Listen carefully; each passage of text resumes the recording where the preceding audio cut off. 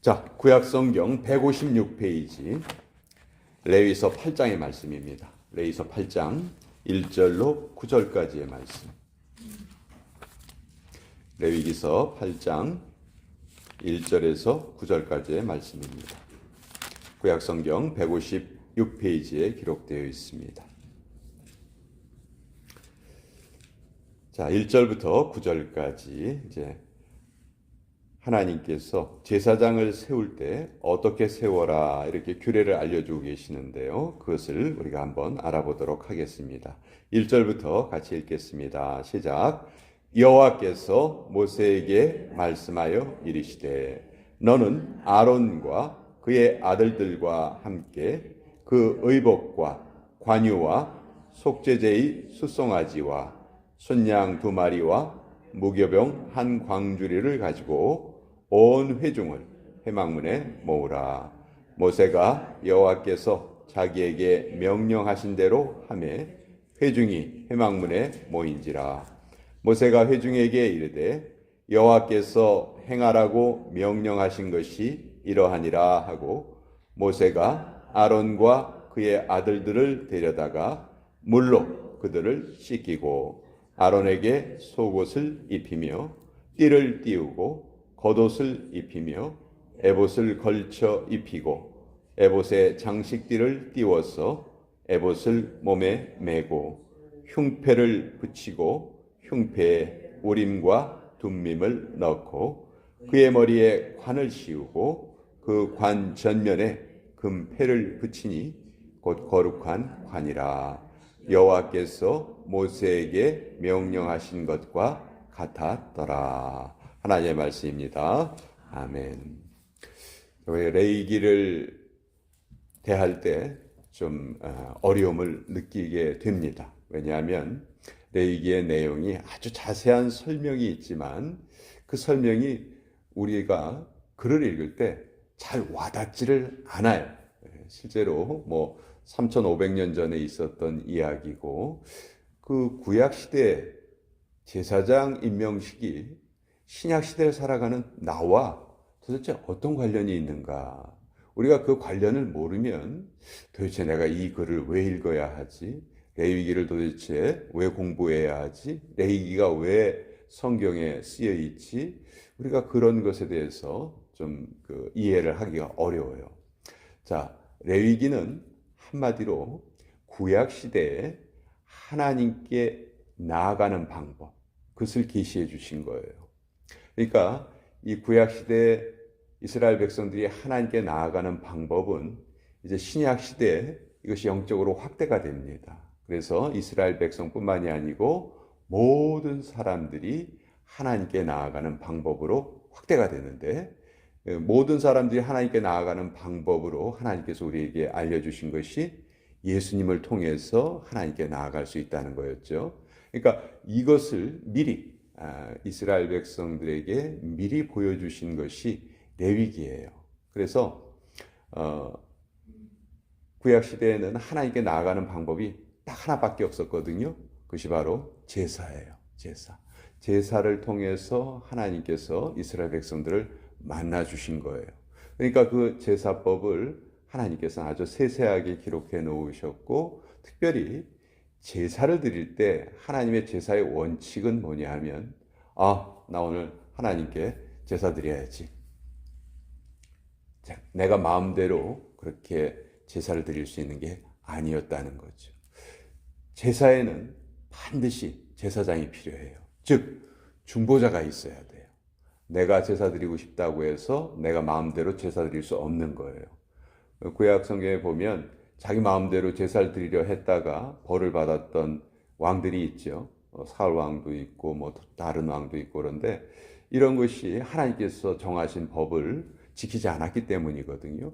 그러니까 우리가 하나님께 나아갈 때는 반드시 중보자가 있어야 한다 하는 것을 하나님께서는 이 레위기서를 통해서 우리에게 알려주고 계신 거예요. 자, 첫 번째 제사장으로 임명받은 사람들은 모세의 형이었던 아론, 그리고 아론의 4 아들이었습니다. 그러니까 이 5 사람이 처음에 제사장으로, 특별히 대제사장으로 임명을 받아요. 그 내용이 이렇게 쭉 나와 있는 거예요. 그런데 여러분 잘 보세요. 아론과 그의 형제들이 제사장이 된 것이 누구의 결정이었습니까? 모세가 스스로 결정했나요? 이 아론은 내 형이고 아론의 아들들은 내 조카들이고 그러니까 내가 좀 특혜를 좀 줘야 되겠다. 그래서 아론과 그 아들들을 제사장으로 세운 것이 아닙니다. 이것은 누가 세우셨어요? 하나님이 세우셨어요. 그러니까 구약 시대의 제사장이나 신약 시대의 제사장이나 다 하나님이 주권적으로 세우셨다. 아니, 구약 시대의 제사장은 누군지 알겠는데 신약 시대에도 제사장이 있습니까? 네, 있습니다. 신약 시대의 제사장이 누구죠? 너희는 왕 같은 제사장들이라. 베드로후서에 보면은 베드로가 우리를 부를 때 너희는 왕 같은 제사장들이라. 그러니까 마틴 루터가 성경을 읽다가 이 구절에서 큰 깨달음을 얻은 거예요. 그래서 마틴 루터가 종교개혁을 하면서 말했던 것이 만인 제사장론이죠. 이제 구약 시대에는 특별히 레위 사람들에게만, 그것도 그 아론의 후손들에게만 그 제사장을 허락해 주신 하나님께서 이제는 예수님의 은혜로 예수님을 믿는 모든 사람들이 제사장으로 일할 수 있도록, 제사장 자격을 갖도록 하나님께서 허락하셨다. 그래서 우리는 이제 날마다 언제 어디서나 하나님께 제사를 드릴 수 있는 거예요. 그 하나님께 드리는 제사가 이제 신약 시대에서는 예배라고 우리가 말하죠. 그러니까 우리는 언제 어디서든지 하나님께 예배를 드릴 수 있고 기도를 할 수 있는 특권을 가졌다는 거죠. 우리가 만약 구약 시대 이스라엘 백성이었다면 우리 하나님께 마음대로 예배 드리지 못합니다. 제사장이 있어야지만 예배 드릴 수 있어요. 그런데 그것이 이제는 예수님의 은혜로 모든 제사가 완전하게 드려졌기 때문에 예수님을 믿는 모든 사람들이 제사장의 자격을 얻게 되었다. 이것이 성경이 우리에게 알려주시는 내용이에요. 자, 모세가 이제 온 회중을 회막 앞으로 모으고 아론과 아론의 자녀들을, 네 아들들을 물로 씻깁니다. 자, 여기서 보면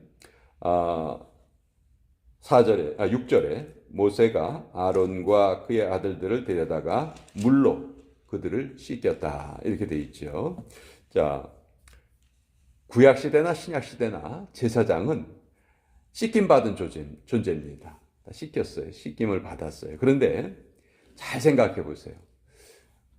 아론과 그의 아들들이 제사장이 되기 위해서 씻는 겁니까? 아니면 제사장이 되었기 때문에 씻는 겁니까? 여러분 잘 생각해 보세요. 어떤 거예요? 제사장이 되기 위해서 씻는 거예요? 아니면 제사장이 되었기 때문에 씻는 거예요? 제사장이 되었기 때문에 씻는 거예요. 이게 무슨 의미인지 아시겠죠?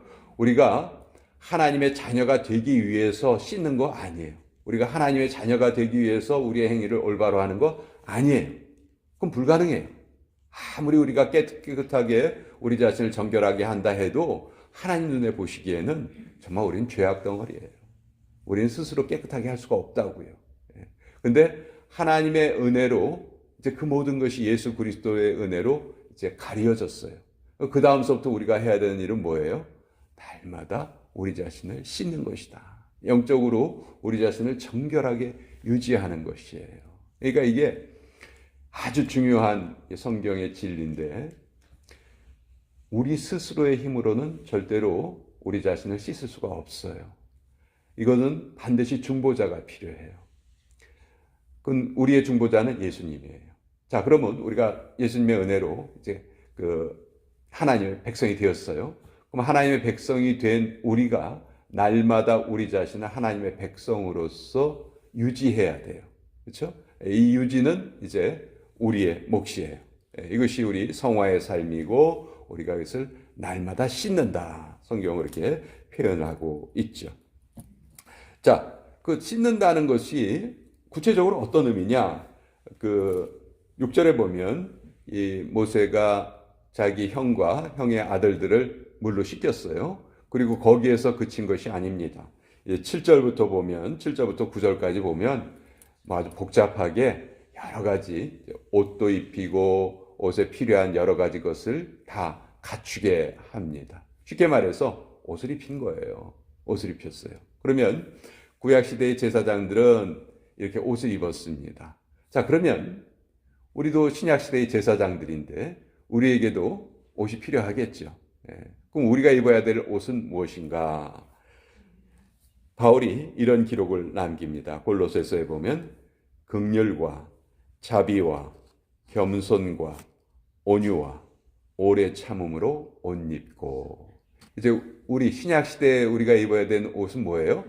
눈에 보이는 옷이 아니에요. 눈에 보이지 않는 영적인 옷을 입어야 돼요. 근데 그 영적인 옷이 뭐예요? 우리의 성품이라는 거죠. 우리의 성품. 그러니까 우리 어떤 성품을 가지고 있든지 하나님의 백성 될 수 있습니다. 그렇죠? 누구든지 하나님의 백성 될 수 있어요. 근데 하나님의 백성이 된 이후에는 이제 자기의 성품이 변화되어 가야 돼요. 그렇죠? 하나님을 믿었는데 성품이 그대로 남아있다. 그것은 결코 하나님 기뻐하시는 상황이 아니죠. 그래서 우리가 제사장이 구약시대의 제사장들이 몸을 씻은 다음에 옷을 입었듯이 우리 신약시대의 제사장들은 우리도 옷을 입고 오늘 살아야 한다. 그 옷이 바로 우리의 성품이다. 긍휼, 자비, 겸손, 온유, 오래 참음 이런 것들이 갖추어지면 좋은 것이고 안 갖춰지면 할 수 없는 것이고 이런 것이 아니고요. 이제 우리의 성도라면 이런 것을 반드시 갖추면서 살아야 한다. 이것이 성경이 우리에게 알려주시는 내용이에요. 그리고 제사장에게는 하나님이 100%의 헌신을 요구하십니다. 99%가 아닙니다. 우리는 99% 정도 하면 됐지 뭐. 그렇지 않아요. 100%의 헌신을 요구하십니다. 여기 보면 5사람이 대제사장으로 세우심을 받죠. 아론과 그의 4아들이에요. 그런데 바로 레위기 9장 다음 장에 가면은 누가 죽임을 당하냐면 아론의 첫째 아들하고 둘째 아들이 죽임을 당합니다. 8장에서 대제사장으로 위임을 받았는데 9장에 가서 죽어버려요. 왜? 하나님이 정하신 불로 제사를 드려야 되는데 자기들 마음대로 그냥 편안하게 아무 데서나 구할 수 있는 불로 제사를 드렸거든요. 그러니까 하나님이 그들을 불로 태워서 죽이셨어요. 이건 뭘 말하는 거예요? 아무리 대제사장으로 임명받은 사람이라 할지라도 하나님의 법에 순종하지 않을 때에는 하나님이 가차없이 그들을 벌하신다는 것이죠. 우리도 마찬가지입니다. 하나님이 우리를 제사장으로 인정해 주셨어요. 그러나 우리가 하나님의 법을 지속적으로 따르지 않는다면 하나님도 우리를 얼마든지 벌하실 수 있다는 것이죠. 그리고 그 벌은 정말 무서운 벌이 될 거예요. 그래서 우리는 그것이 두려워서가 아니고 우리 하나님께서 우리를 제사장으로 선택해 주신 그 은혜 때문에 오늘도 하나님의 뜻에 맞는 삶을 살아가는 것이다. 우리가 씻음으로써 하나님 백성 된 것이 아니고 하나님 백성이 되었기 때문에 이제부터는 계속 씻으면서 살아가야 된다. 그 씻는다는 것은 영적으로 좋은 성품을 가지는 것이다. 온유함, 겸손함, 또 오래 참음 이런 것을 우리의 성품에 계속 갖추어 가는 것이에요. 그것이 하나님께서 우리에게 원하시는 것이다. 그래서 이 레위기서 아까 말씀드렸지만 3,500년 전에 구약시대 이스라엘 백성들의 제사법이 도대체 오늘 나에게 무슨 관련이 있는가? 너무너무 관련이 큽니다. 이것은 예수님의 사역을 우리에게 미리 보여주신 것이고 또 그 예수님을 통해서 우리는 하루하루의 삶을 살아갈 수 있기 때문에 레위기서의 내용은 너무도 중요한 내용이다. 그런 의미에서 레위기가 가치가 있는 책이고 또 우리가 계속 레위기를 배워가야 한다 하는 것이 또 오늘 제가 여러분께 전해드리는 메시지입니다. 자, 우리 오늘 또